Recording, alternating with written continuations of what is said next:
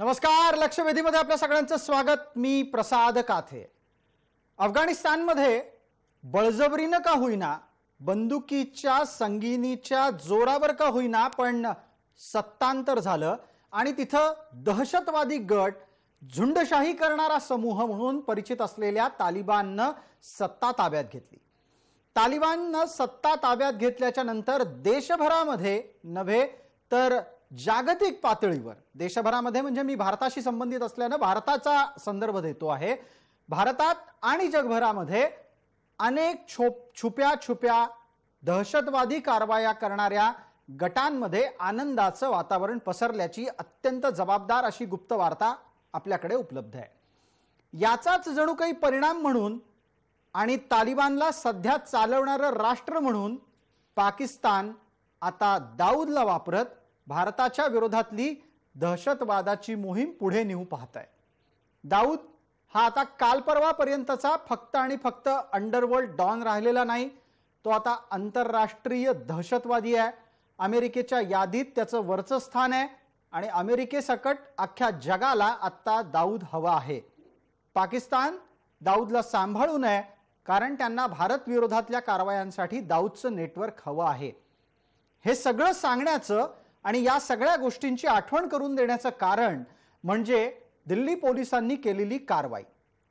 दिल्ली पोलिसांनी 6 अतिरेकी पकडले आहेत. त्यातले काही अतिरेकी हे पाकिस्तानातून प्रशिक्षण घेऊन भारतात दहशतवादी कारवाया करायला येऊ पाहत होते. त्यांचं लक्ष मुंबईसह भारतातली काही महत्त्वाची शहरं होती. हे सगळं घडत असताना हे का घडतंय याचीही कारणमीमांसा गरजेची आहे. म्हणूनच आपण प्रश्न उपस्थित करतोय आणि या लक्षवेधीत म्हणतोय की तालिबानमुळे दाऊदला बळ मिळतंय.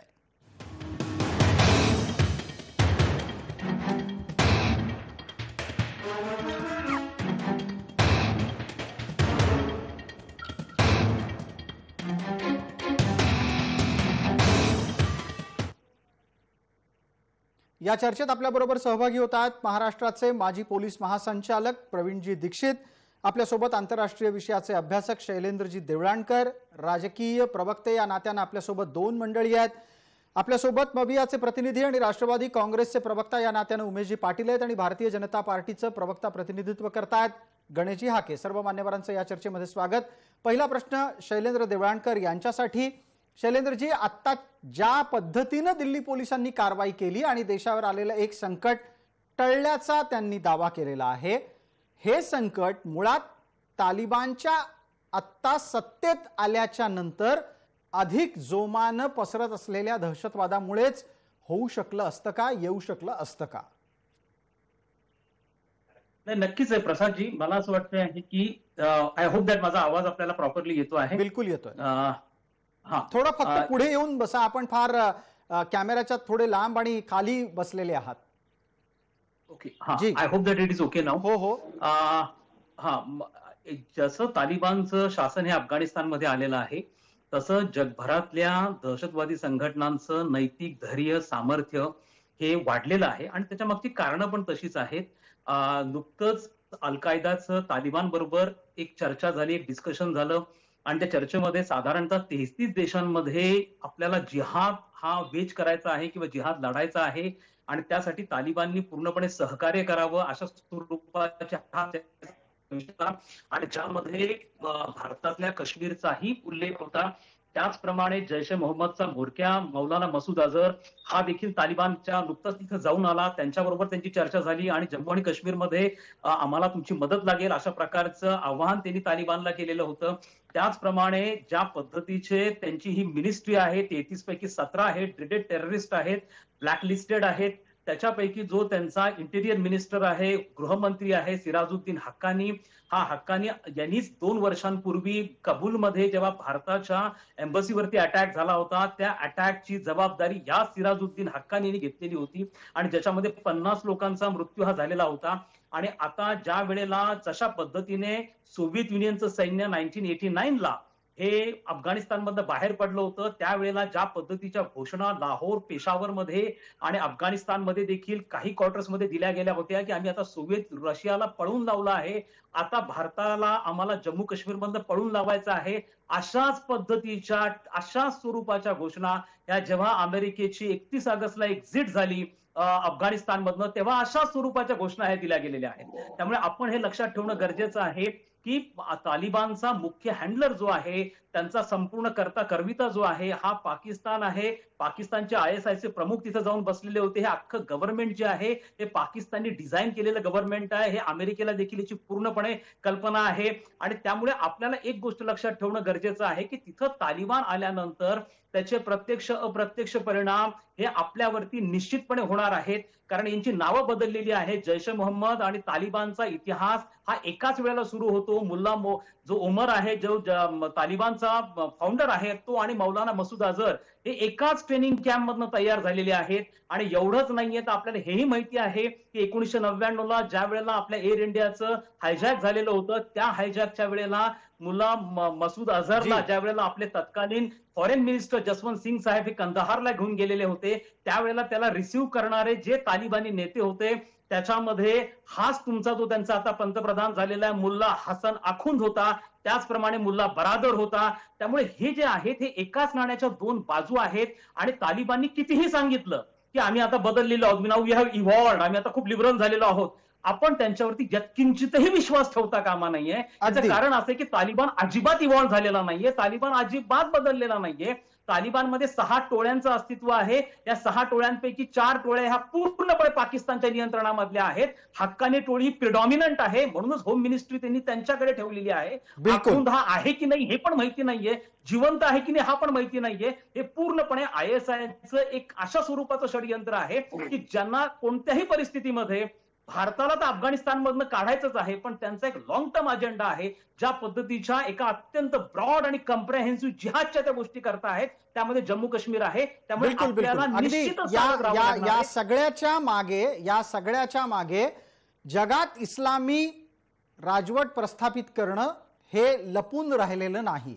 प्रवीणजी दीक्षित, आपल्यासाठीचा पुढचा मुद्दा असा येतोय की या सगळ्यातून भारत आणि त्या भारताबरोबरच महाराष्ट्र या दोघांच्याही पातळीवर कोणत्या गोष्टी जबाबदारीनं करायला हव्यात?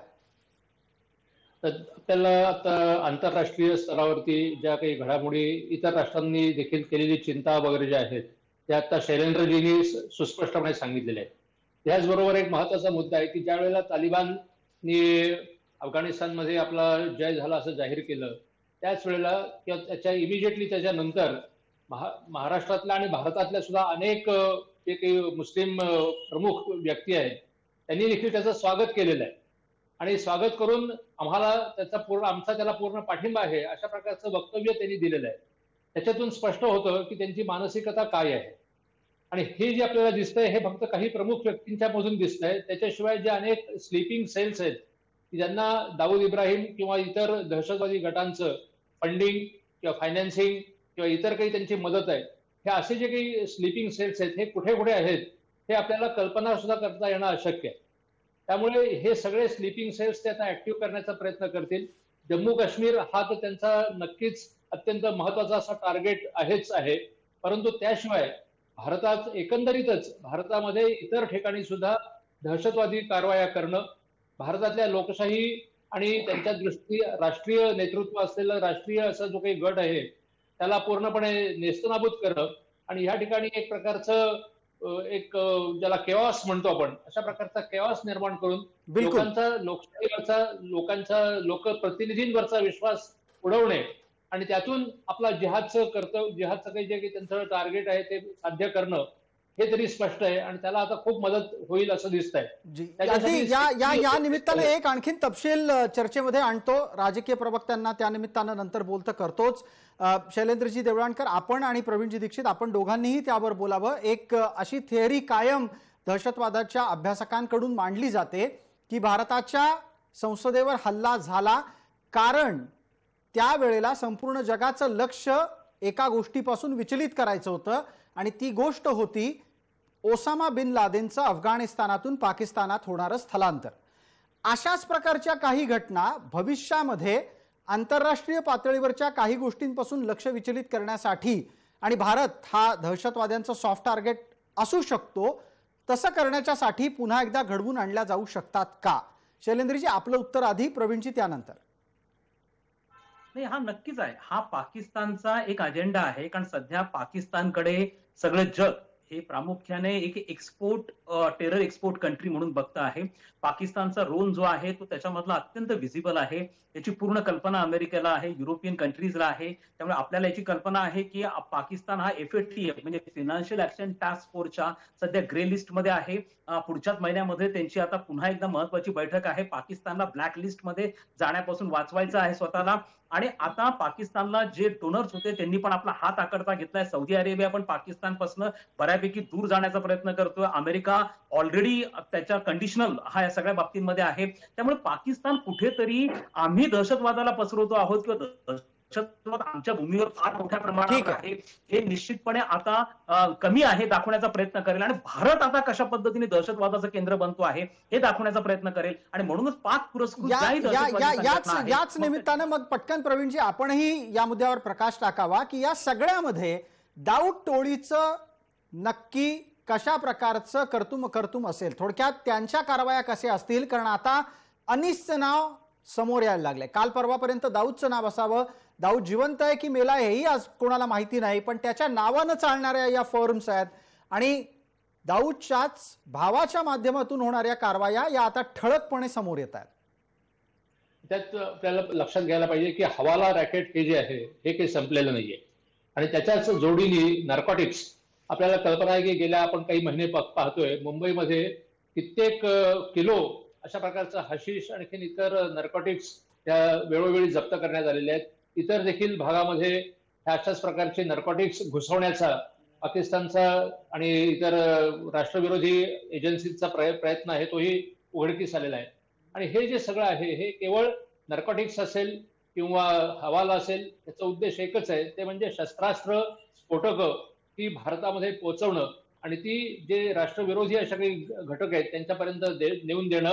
आणि त्यातून आता जो अफगाणिस्तानमधला हा जो तालिबानचा मुद्दा आहे हा अत्यंत महत्वाचा आहे की जिथे त्याला सुसाईड बॉम्बर्स म्हणतात, अशा प्रकारच्या सुसाईड बॉम्बर्सना तालिबानमधले जे अनेक सध्याचे पंतप्रधान असतील किंवा इतर नेते असतील त्यांनी वेळोवेळी पाठिंबा दिलेला आहे. त्यामुळे अशा प्रकारच्या सुसाईड हल्ले हे भारतामध्ये केवळ जम्मू काश्मीरच नव्हे तर इतर ठिकाणी सुद्धा होण्याची दाट शक्यता आहे. आणि त्यामुळे भारतातल्या सिक्युरिटी एजन्सीजनी सुद्धा पूर्णपणे आपलं प्रशिक्षण त्यांच्यावरती करायची कारवाई त्याच्यामध्ये आमूलाग्र बदल करण्याची आता आवश्यकता आहे. अगदी हाच एक अत्यंत महत्वाचा मुद्दा घेतो, पटकन राजकीय प्रतिनिधींना बोलतं करतो. आपल्याला लक्षात आलं असेल उमेश पाटील, आपल्या समोरचं आव्हान किती गंभीर आहे. राज्यात राष्ट्रवादीचा गृहमंत्री आहे आणि चिंता या गोष्टीची आहे की आपण तपास यंत्रणांकडे मानवीय व्यक्तींकडून येणारं इनपुट अर्थात गुप्त वार्ता ही जवळपास बंद केलेली आहे. पोलिसांवरचा विश्वास आणि पोलीस यंत्रणेला मदत करण्याची वृत्ती या दोन्ही गोष्टी समाजात वाढवणं अत्यंत गरजेचं आहे. याच्यासाठी आपली आत्ताची काय भूमिका आहे? बदलत्या आंतरराष्ट्रीय परिस्थितीनुसार आपल्याला निश्चितपणे या संदर्भामध्ये काळजी करण्यासारखी परिस्थिती आहे. फक्त महाराष्ट्रालाच नव्हे तर देशातल्या सगळे जे काही हॉटस्पॉट जे असतात दहशतवाद्यांच्या दृष्टिकोनातून त्या ठिकाणी आपल्या सुरक्षा यंत्रणा सतर्क करण्याची आवश्यकता आहे. अशा वेळेला राजकीय भूमिकेतून न पाहता आपल्या देशाची सुरक्षा, आपल्या नागरिकांची सुरक्षा म्हणून याकडे पाहिलं पाहिजे. हा सगळा जो आंतरराष्ट्रीय पातळीवर ज्या घडामोडी घडतायत त्याच्यामध्ये जो आता आपण दाऊद इब्राहिमच्या संबंधाचा उल्लेख केला, त्याच्यामध्ये दाऊदचा इंटरेस्ट जो आहे तो दहशतवादाच्या माध्यमातून एक प्रकारचा किओस निर्माण करणं आणि दाऊदच काय तर पाकिस्तानचा सुद्धा तो तसा इंटरेस्ट असणार आहे. यामध्ये आंतरराष्ट्रीय पातळीवर असलेली शस्त्रास्त्रांची स्पर्धा, त्या शस्त्रास्त्र निर्मिती करणाऱ्या जे काही कारखानदार अमेरिकेमध्ये किंवा रशियामध्ये असतात या लोकांच्या जर त्यांचा माल जर खपायचा असेल एक प्रकारे, म्हणजे शस्त्रास्त्र विक्री कधी होतील जर जगाच्या पातळीवर सातत्यानं भीतीचं वातावरण राहिलं आणि दहशतवाद्यांची भीती राहिली तर शस्त्रास्त्र जी आहेत ती विकत घेतली जातील. आणि ती विकत घेण्याच्या करताचं जे गिराईक असणार आहे ते भारतासारखे देश, जे देश इतर देश आहेत ज्यांना दहशतवाद्यांची भीती आहे तर त्याच्यामध्ये ती सुरक्षेच्या काळजीपोटी मोठ्या प्रमाणावर शस्त्रास्त्र खरेदी केली पाहिजेत. असं एक प्रकारचं एक अर्थशास्त्रीय षडयंत्र हे काही मोठ्या राष्ट्रांकडून सुद्धा केलं जात असतं. तर आपण उमेशजी, या एक एवढ्या खोलात एक प्रश्न महाराष्ट्राशी निगडीत म्हणून थेट विचारतो. मुंबई ही दहशतवाद्यांच्या लिस्टवर असते.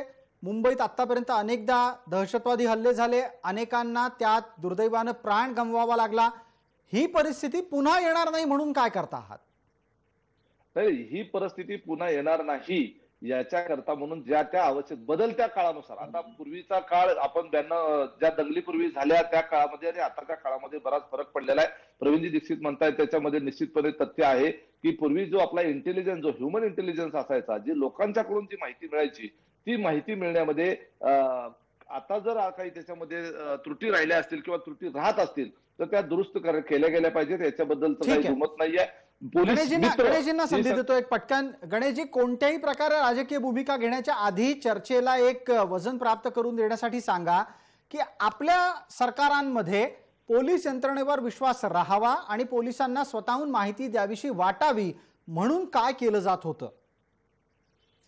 निश्चितपणे आता प्रवीण दीक्षित साहेबांनी फार चांगल्या पद्धतीची म्हणजे माहिती या संदर्भात सांगितली. कारण मी सांगणं म्हणजे परत उमेश पाटलाला वाटायचं की हे आपल्या सरकारच्या बद्दलचं कौतुक करतायत, पण तसं नव्हतं. की आम्ही मानवी ह्या यंत्रणांकडून ज्या गुप्त अशा स्वरूपाच्या ज्या माहिती, ती माहिती पूर्णपणे घेत होतो आणि त्याच्या आधारावरतीच आणि एव्हाना आपली पोलीस यंत्रणा आहे आणि सरकार आहे, या सगळ्या गोष्टीच्या समन्वयातून या महाराष्ट्रामध्ये कायदा सुव्यवस्था असेल किंवा महाराष्ट्रामध्ये अशा स्वरूपाचे दहशतवादी हल्ले असतील, अतिरेकी असतील किंवा अन्य कुठल्या अशा ज्या पद्धतीच्या संघटना, त्यांच्यावरती आपल्याला एक आम्ही ज्याला माहिती नावाचा जो प्रकार आहे तो ती ठेवण्याचा प्रयत्न केला आणि त्याच्यासाठीच्या उपाययोजनाही केला, करत होतो. आणि याची कल्पना सुद्धा मला सांगतो की ज्या अशा दहशतवादी संघटना आहेत त्यांनाही होती आणि म्हणून त्यांनी कुठल्याही प्रकारच्या हालचाली आमच्या काळामध्ये त्यांनी केल्या नाहीत किंवा असं ते धाडस ते दाखवू शकले नाहीत. मग आत्ताच्या घडीला एक छोटा प्रश्न पुढचा माझा आपल्यासाठी असा आहे की तालिबान सत्तेत आल्याच्या नंतर जगभरात अनेक ठिकाणी मिठाई वाटली गेली. भारतात सुद्धा हे काही ठिकाणी झाल्याचं इनपुट आहे. अशा प्रकारच्या घटना करण्याचं धाडस का होतं आणि अशा प्रकारच्या घटना करणारा समूह हा नक्की कोण असतो? मी तुम्हाला प्रसादजी म्हणून म्हटलं की परत त्याला काहीतरी कबिलेला असा रंग देता येत असं उमेश पाटील म्हणतील, माझ्यावरती आरोप करतील. माझी एवढीच विनंती आहे उमेश पाटलांना, उमेश पाटील, जगामध्ये जेवढ्या काही अतिरेकी आणि दहशतवादी संघटना आहेत त्या संघटनांच्या पैकी म्हणजे ज्या काही 43 संघटना ह्या म्हणजे प्रमुख अशा संघटना आहेत, त्याच्यातल्या 33 संघटना ह्या मुस्लिम आहेत. आपण हे लक्षात ठेवलं पाहिजे दुर्दैवाने. आणि म्हणून अशा वेळेला आपण राजकीय कुठल्याही पद्धतीचा फायदा मिळवण्यासाठी या दृष्टीने आपण विचार करत असताना आपण मला असं वाटतं की जे म्हणून अशा स्वरूपाच्या अतिरेकी संघटना आहेत त्याचा म्हणजे अत्यंत प्रामाणिकपणे या देशाच्या हिताच्या दृष्टिकोनातून, महाराष्ट्राच्या सुरक्षिततेच्या दृष्टिकोनातून आपण सरकार म्हणून या पद्धतीचे निर्णय घेण्याची आवश्यकता आहे. उमेशजी, याच्यावरची प्रतिक्रिया अपेक्षित करतो. उमेशजी, 30 सेकंदात आपली प्रतिक्रिया.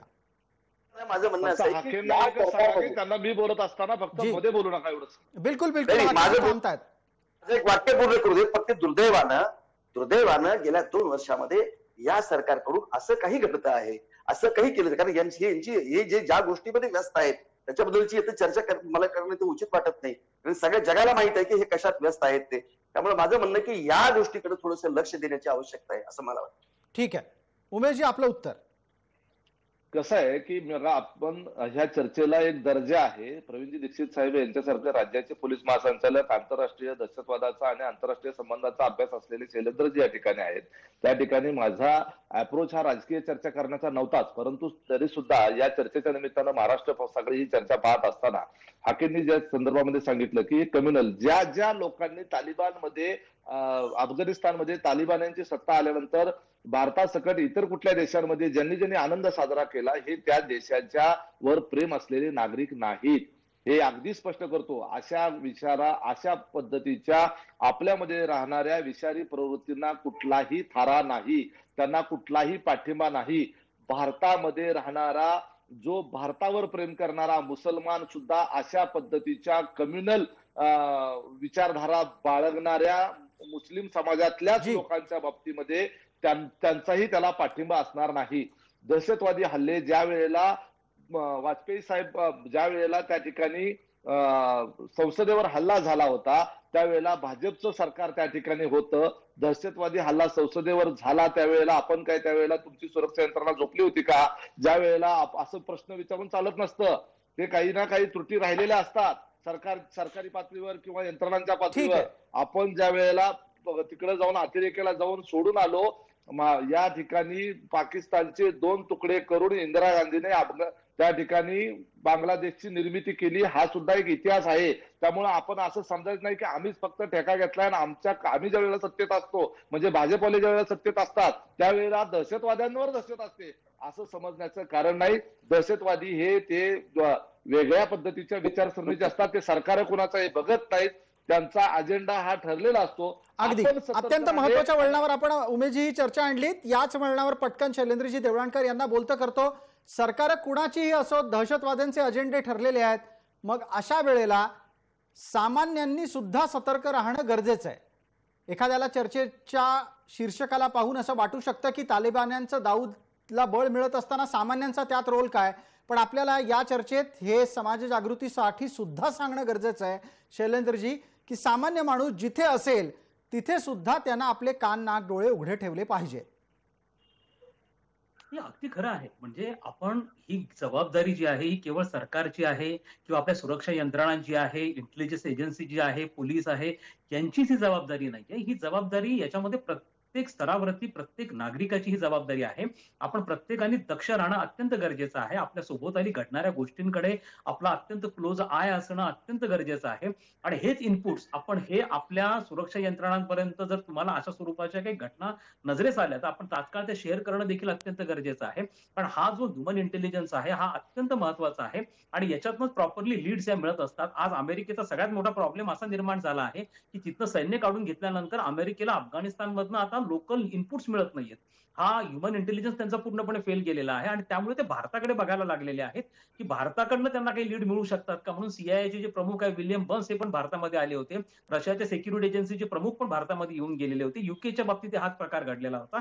येत्या काळामध्ये भारताची भूमिका देखील महत्वाची असणार आहे. आपले इंटेलिजन्स इनपुट अत्यंत चांगले आहेत, एक्सटर्नल लेव्हलला पण चांगले आहेत, पण मला असं वाटतं की डोमेस्टिकली देखील ही सगळ्यांची आपली सामूहिक जबाबदारी आहे. त्यामुळे येत्या काळामध्ये आपल्याला घाबरण्याची गरज नाहीये, पण दक्ष मात्र आपल्या सगळ्यांना अत्यंत राहावं लागणार आहे. अगदी प्रवीणजी, पटकन चर्चेच्या समारोपापूर्वी आपल्याकडून ही प्रतिक्रिया अपेक्षित करतो की या सगळ्यात यंत्रणांनी सुद्धा आपल्या वर्तनात सुधारणा करायला हवी, जेणेकरून माणसाला यंत्रणेपर्यंत पोहोचण्याची भीती वाटता कामा नये. खरंय. त्या स्लीपिंग सेलचं वैशिष्ट्यच हे आहे की ते पूर्णपणे आपला बाहेरचा एक वेगळा मुखवटा दाखवतात. जसा आता हा जान जो आज पकडला गेलेला आहे त्याच्या आजूबाजूच्या कोणत्याही लोकांना तुम्ही विचारलं तर त्याला काहीही कल्पना नव्हती. त्यांना असंच वाटत होतं की हा एक सामान्य माणूस आहे, केवळ ड्रायव्हर आहे आणि येतो आणि जातो, पण तसं नाहीये. अशा प्रकारे त्यांच्यावरती सुद्धा कदाचित त्याचे पालक असतील, त्याची बायको असेल, त्याच्या आजूबाजूचे मित्र असतील, त्यांनी सुद्धा अशा लोकांवरती बारकाईने लक्ष ठेवून त्याची माहिती वेळोवेळी जवळच्या पोलीस अधिकाऱ्यांना द्यायला पाहिजे आणि पोलीस अधिकाऱ्यांनी सुद्धा अशी माहिती देणाऱ्यांचा सन्मान करायला पाहिजे, त्यांचं स्वागत करायला पाहिजे आणि त्यांनी दिलेली माहिती ही वेळोवेळी व्हेरीफाय करायला पाहिजे. बिलकुल. त्यांना आपण जे आज पोलिसांकडनं पाहतो की एक प्रकारची तुच्छतेची किंवा एक दुर्लक्षाची जी भूमिका वठवली जाते ती बरोबर नाहीये. त्यांचं स्वागत व्हायला पाहिजे. बिलकुल. थोडक्यात आपण सर्वजण अधिक सजग राहू, व्हॉट्सअप आणि मोबाईलमध्ये घातलेल्या डोक्याला वर काढू आणि आजूबाजूला काय घडतंय ते पाहू, संबंधित यंत्रणांपर्यंत ते पोहोचवू अशी अपेक्षा व्यक्त करूयात. आपल्या स्वतःच्या सुरक्षेची आणि पर्यायानं देशाच्या सुरक्षेची जबाबदारी प्रत्येकावर आहे हे विसरून चालणार नाही. लक्षवेधीमध्ये तूर्तास इतकंच. आपण सर्व मान्यवर या चर्चेमध्ये सहभागी झाला त्याबद्दल आपले मनपूर्वक आभार. सर्व प्रेक्षकांना जय महाराष्ट्र.